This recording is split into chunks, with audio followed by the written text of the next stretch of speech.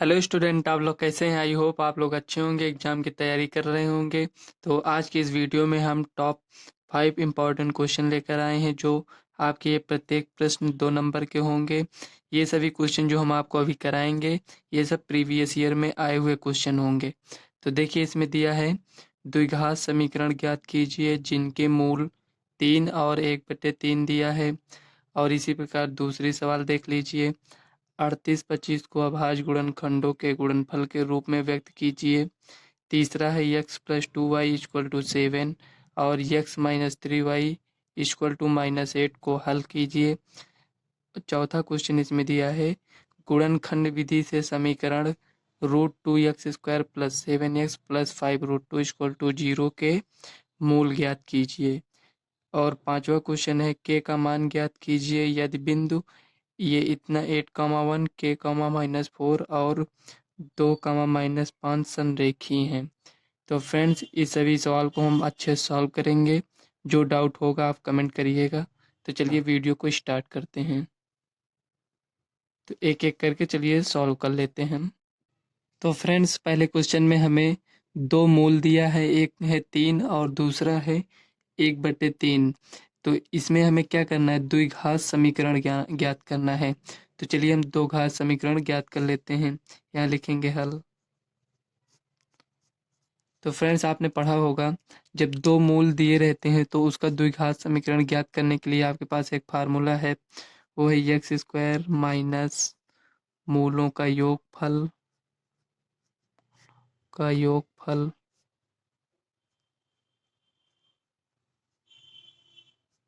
ये हो गया, प्लस मूलों का गुणनफल।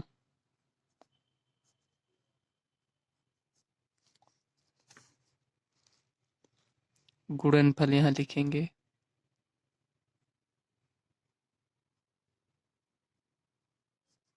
=0 हो जाएगा।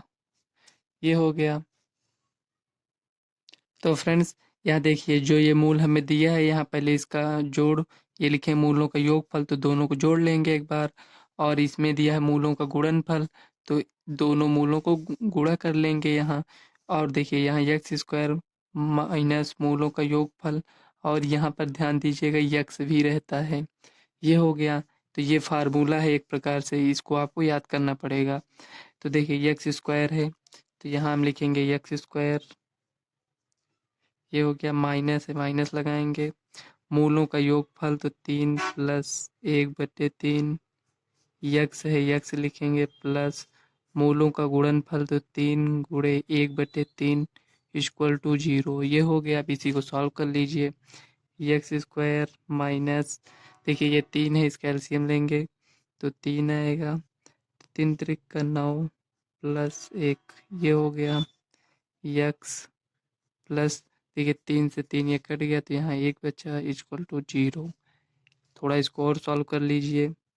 x² minus 9 1 10/3 x plus 1 = 0। यही आपका फाइनल आंसर हो जाएगा।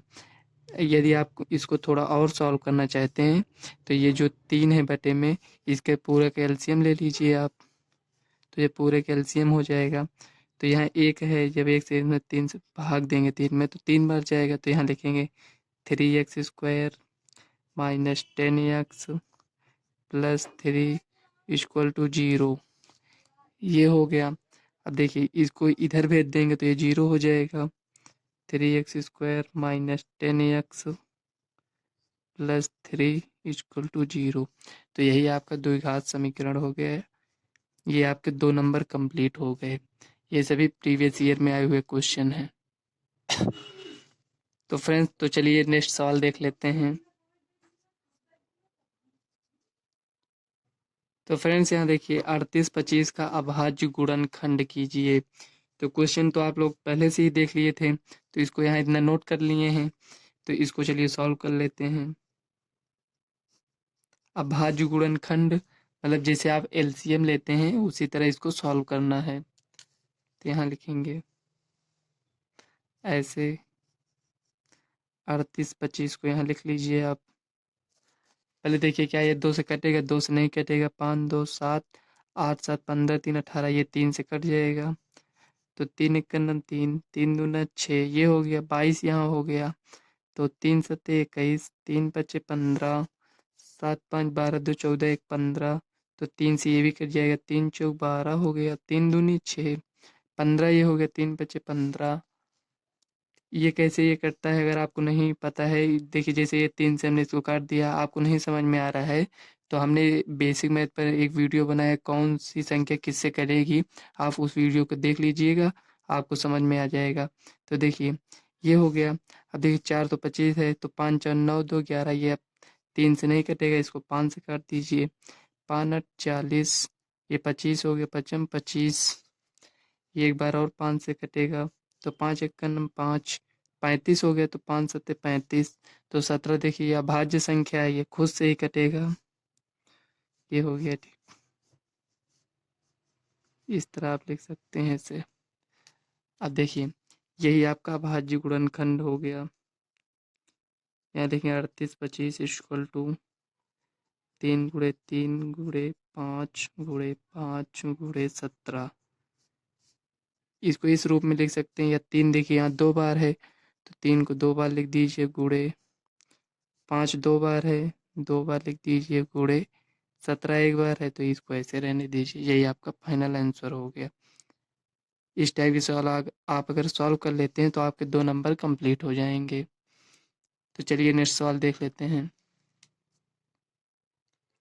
तो फ्रेंड तीसरी सवाल इस प्रकार है, इसमें दिया है x+2y = 7 और x-3y = -8 को हल कीजिए। अब देखिए इसमें कहा है हल कीजिए, ये तो नहीं दिया है किस विधि से हल करना है। तो हमें इसमें हल करने का मतलब हमें x और y का मान ज्ञात करना है। तो हम प्रतिस्थापन विधि से इसको ज्ञात कर सकते हैं और विलोपन विधि से भी ज्ञात कर सकते हैं। तो जो आपको सही लगे उससे उससे आप ज्ञात कर लीजिएगा। तो चलिए इसको हम यहाँ विलोपन विधि से सॉल्व करते हैं। आप चाहे जिस विधि से सॉल्व करेंगे x और y का मान दोनों का उतना ही आएगा, मतलब जैसे विलोपन विधि से करेंगे या प्रतिस्थापन विधि से करेंगे तो दोनों में आपका जो x y का मान आएगा दोनों में सेम ही आएगा। तो चलिए इसको सॉल्व कर लेते हैं, लिखेंगे हल। देखो ये है, इसको लिखेंगे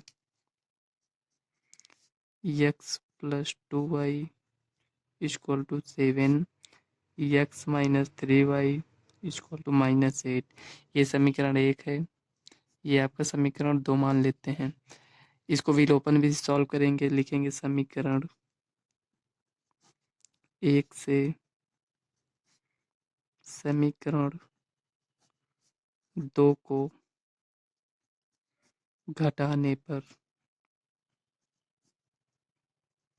यहाँ घटाने पर क्यों लिखे हैं, क्योंकि देखिए जो विलोपन विधि से हम सॉल्व करते हैं उसमें हमें एक पद गायब करना रहता है। तो जब हम 1 से 2 को समीकरण घटाएंगे तो ये प्लस में हो जाएगी, ये माइनस में 1 कट जाएगा, हमारे पास एक पद बचेगा, तो हम y का मान ज्ञात कर लेंगे। जब हमें y का मान ज्ञात हो जाएगा तो यहाँ रख देंगे, तो हमें x का मान भी पता चल जाएगा। तो इसीलिए देखिए समीकरण 1 से समीकरण 2 को घटाने पर, तो इसको लिखेंगे x+2y = 7, इसको लिखेंगे x-3y = -8। ये हो गया। अब यहाँ घटा रहे हैं तो ये जो साइन है यहाँ प्लस है तो माइनस हो जाएगा, ये माइनस है तो यहाँ प्लस हो जाएगा, माइनस है तो प्लस हो जाएगा। अब इस साइन से हमें नहीं मतलब है, यहाँ कौन सी साइन है इससे नहीं मतलब है, हमें इस साइन से मतलब है। तो देखिए ये तो कट गया। अब 3 2 5 5y, ये हो गया = 8 7 15, इसको डायरेक्ट काट देंगे। 5 3 15, देखो 3 y का मान कितना है हमारे पास 3 आया, तो यहाँ लिखेंगे y = 3। अब देखिए यहाँ y का मान हमें 3 मिल गया, तो y का मान आप समीकरण 1 में भी रख सकते हैं, समीकरण 2 में भी रख सकते हैं। तो चलिए हम y का मान समीकरण 1 में रख देंगे, यहाँ लिखेंगे y का मान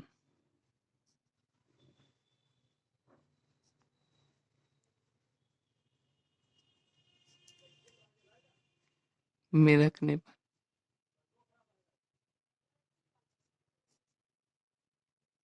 ये हो गया। तो चलिए इसमें समीकरण 1 को पहले नोट कर लेते हैं। तो देखिए समीकरण 1 हमने नोट कर लिया है। y का मान कितना था 3 था, तो यहाँ रख देंगे x+2 × 3 = 7, x + 3 × 6 = 7, यक्स बराबर 7, ये प्लस इधर जाएगा तो माइनस, तो यक्स बराबर 7 में 6 गया 1। हमारे पास देखिए यक्स का मान कितना आया, 1 आया, और वाई का मान 3 था। तो हल करने का मतलब यही होता है कि हमें यक्स और वाई का मान ज्ञात करना रहता है। तो यही आपका फाइनल आंसर हो गया। इस तरह सवाल आप सॉल्व कर लेते हैं। वैसे 2 नंबर में ज़्यादा आपको डिफ़िकल्ट सवाल नहीं मिलेगी, इसी टाइप की सवाल मिलेगी। अगर आप पढ़े रहेंगे तो आप अच्छे से सॉल्व कर पाएंगे। तो चलिए नेक्स्ट सवाल देख लेते हैं। तो फ्रेंड्स ये जो चौथी सवाल है, इसमें दिया √2x² + 7x + 5√2। तो इसमें दिया है कि गुणनखंड विधि से इसके मूल ज्ञात करना है। इसको तो हम द्विघाती सूत्र से भी ज्ञात कर सकते थे, लेकिन हमें क्वेश्चन में बोल दिया गया है कि गुणनखंड विधि से सॉल्व करना है। और जो कहा है कि मूल ज्ञात कीजिए, मूल का मतलब हमें वही यक्स का मान ज्ञात करना रहता है।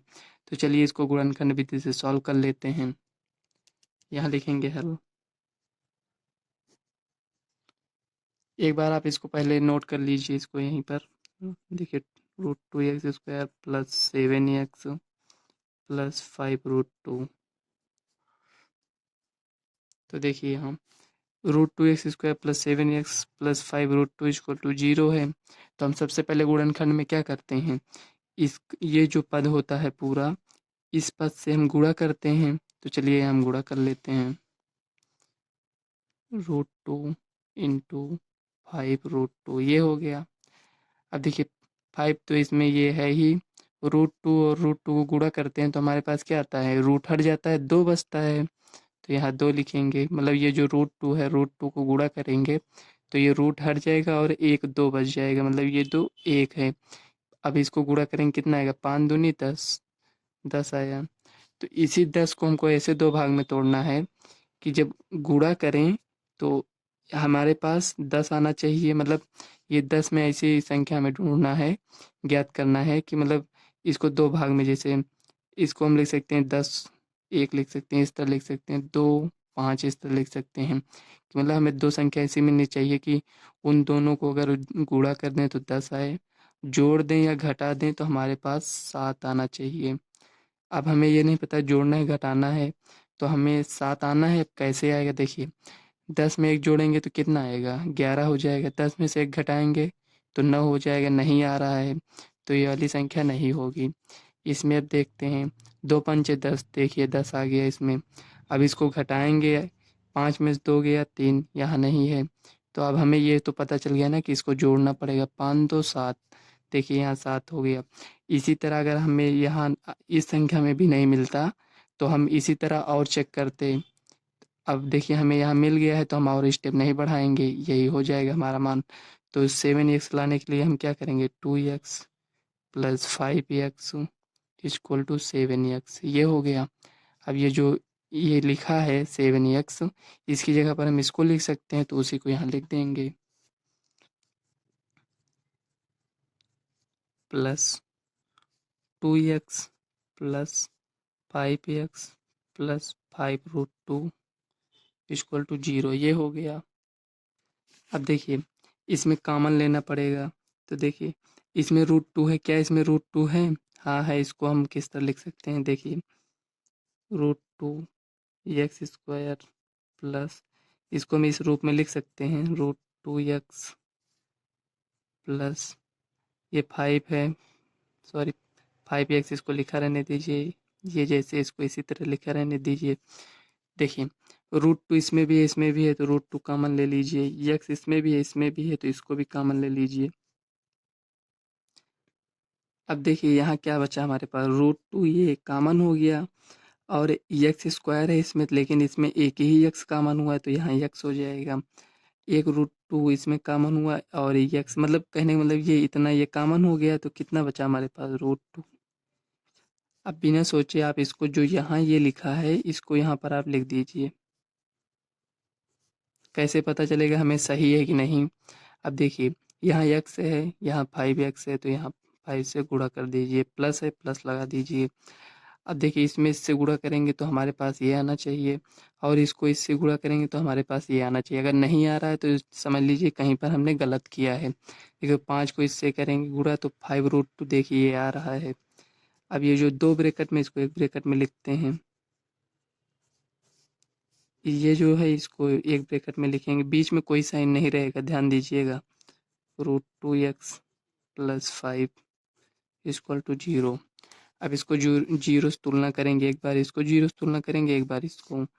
तो x + √2 = 0, x बराबर -√2, ये हो गया। अब इसको देखेंगे, √2x + 5 = 0, x बराबर, देखिए ये प्लस इधर आएगा तो -5 हो जाएगा। √2 देखिए इसमें गुणे में है तो इधर आएगा, भाग में हो जाएगा √2, ये हो गया। आप इस रूप में भी आंसर लिख सकते हैं, नहीं तो इसका परिमेयकरण कर दीजिए, जो √2 नीचे इसको ऊपर नीचे गुणा कर देंगे इस तरह, तो -5√2 अपान √2 देखिए 2 बार है, इसको एक बार लिखेंगे 2 हो जाएगा। तो एक आंसर ये मिला हमारे पास और एक आंसर ये मिला।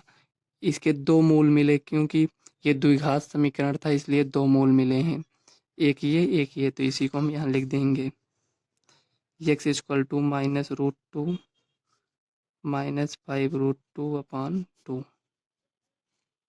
यही आपका आंसर है। तो फ्रेंड्स इसी तरह आप लोग भी सॉल्व करिएगा, आपको पूरे नंबर मिलेंगे। जैसे इस तरह हमने सॉल्व किया है, इसी तरह स्टेप स्टेप आप इसे सॉल्व करते आइएगा, इस तरह आंसर लिखिएगा, आपको पूरे नंबर मिलेंगे अगर आपका आंसर सही है तब। अगर आप सावधानी से करेंगे तो सवाल आपकी गलत नहीं होगी। तो चलिए 5वीं सवाल देख लेते हैं। देखिए फ्रेंड्स इसमें 5वीं सवाल है, हमें 3 बिंदु दिया है, एक ये दिया है, एक ये दिया है, एक ये दिया है। ये कह रहा है ये तीनों संरेखी हैं, तब के का मान ज्ञात कीजिए। तो देखिए संरेखी का मतलब ये होता है, जैसे 3 बिंदु है हमारे पास, एक बिंदु ये हो गया, एक ये हो गया, एक ये हो गया, तो इसको जब मिलाएंगे तो ये देखिए ये हमारे पास क्या बन गया, ये त्रिभुज बन गया। लेकिन जब इसमें संरेखी कह दिया है तो इसमें एक बिंदु ये है, एक बिंदु ये है, एक बिंदु ये है, तीनों एक ही रेखा में एक बिंदु है, मतलब एक बिंदु देखिए ये जो रेखा गई है, तीनों बिंदु एक ही रेखा पर है, एक ये है, एक ये, एक ये। तो संरेखी में इस तरह हो जाता है, ये जो रेखा पर तीनों बिंदु, ये जो त्रिभुज का फार्मूला लगाते हैं त्रिभुज, ये इसका जो मूल ज्ञात का, सॉरी, जो इसका जो ये यहाँ मूल दिया रहता है, तो इसका क्षेत्रफल ज्ञात करने के लिए जो फार्मूला आप लगाते हैं उसी फार्मूलों को लगाना है आपको। लेकिन ये संरेखी होने के कारण इसमें बराबर 0 हो जाता है, जो इसका आप क्षेत्रफल निकालेंगे ये 0 हो जाएगा। तो वही फार्मूला इसमें भी लगेगा, संरेखी में भी, लेकिन इसमें =0 हो जाता है। तो चलिए पहले फार्मूले को लिख लेते हैं। तो यहाँ आपको समझ में आ गया होगा, संरेखी है तो इस तरह है, इसमें मूल ये जो दिया है, एक इसको हो गया, ये एक ये, एक ये, इसको यहाँ यहाँ रख देंगे। और अगर त्रिभुज बनाता तो एक ये, एक ये, एक ये, इसको रखते तो त्रिभुज का हमारे पास क्षेत्रफल आ जाता। तो चलिए यहाँ इसको लिखेंगे हल। इसको एक बार नोट कर लेते हैं।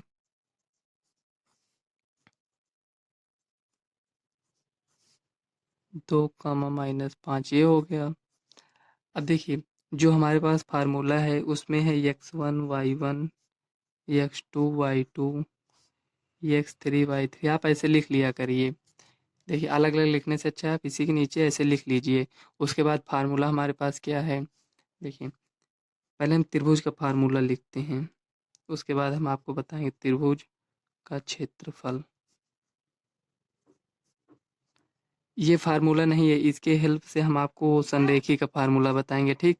देखिए त्रिभुज के क्षेत्रफल का फार्मूला है 1/2 ब्रैकेट में x1, 23 31 12, आप ऐसे याद कर लीजिए। देखिए ये हो गया 23 प्लस ये x1 x2 को तो याद करने की ज़रूरत नहीं है, ये आप ऐसे लिख लीजिएगा। देखिए इसके पहले ये x1 लिखा है, जो इसके पहले x2 लिखा है, जो इसके पहले लिखेंगे वो x3 होगा। 23 हो गया, अब 31 आएगा, 31 हो गया प्लस x3, 12 लिखना है हमें, ये हो गया। आपने देखा होगा त्रिभुज का क्षेत्रफल का फार्मूला यही है, 1/2 x1, 23 31 12, ये हो गया। लेकिन ये संरेखी होने की वजह से ये आपका 0 हो जाता है, ठीक। ये 0 हो गया, जब ये 0 हो गया तो जब ये 1/2 है, जब इसको उस तरफ ले जाएंगे तो वो भी 0 हो जाएगा, तो इसको नहीं लिखा जाता है। ये जो 1/2 है इसको पक्षांतर किए, मतलब इस साइड बराबर के इस साइड ले गया तो ये भी 0 हो गया। तो जब संरेखी होता है सिर्फ इतना ही फार्मूला लगाना रहता है आपको। तो चलिए इसी पर हम ये जो मान दिया है इसको यहीं पर रख देंगे।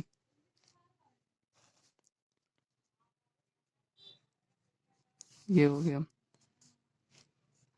ये 1/2 नहीं लिखे, ये तो समझ में आ गया होगा ना, संरेखी होने की वजह से इसके बराबर 0, मतलब ये जो क्षेत्रफल आएगा त्रिभुज का वो 0 के बराबर होगा। जब 0 के बराबर होगा त्रिभुज का क्षेत्रफल तो हम समझ सकते हैं कि बिंदु तीनों संरेखी हैं। तो यहाँ लिखेंगे x1 जो हमारे पास दिया है 8 है,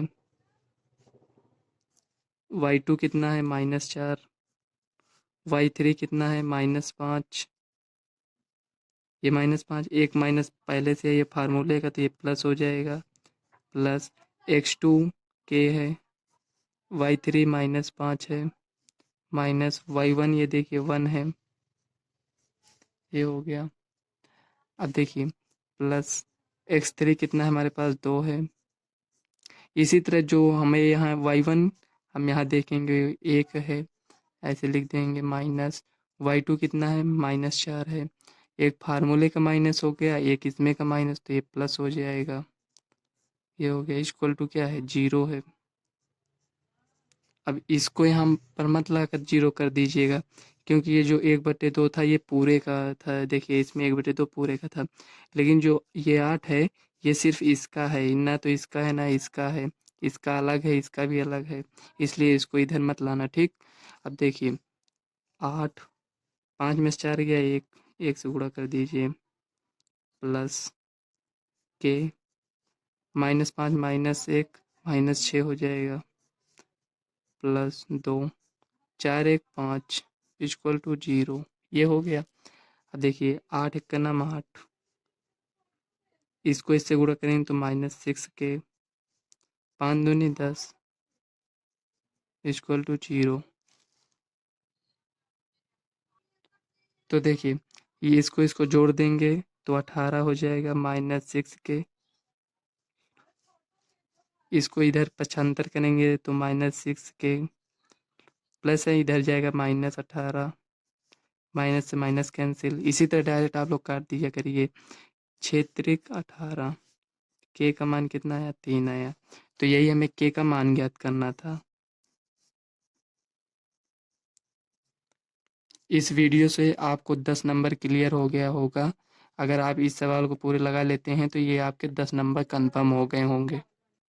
तो फ्रेंड्स इसी टाइप के सवाल एग्जाम में पूछे जाते हैं, तो आप इसको अच्छे से रिवीजन कर लीजिएगा। तो फ्रेंड्स इस वीडियो को यहीं तक रखते हैं। अगर वीडियो आपको अच्छी लगी हो तो वीडियो को लाइक व चैनल को सब्सक्राइब कर लेना, और इस वीडियो को अपने फ्रेंड्स को ज़्यादा से ज़्यादा शेयर करिएगा। तो चलिए मिलते हैं नेक्स्ट वीडियो में, तब तक के लिए बाय, और आप इसी तरह पढ़ाई करते रहिए।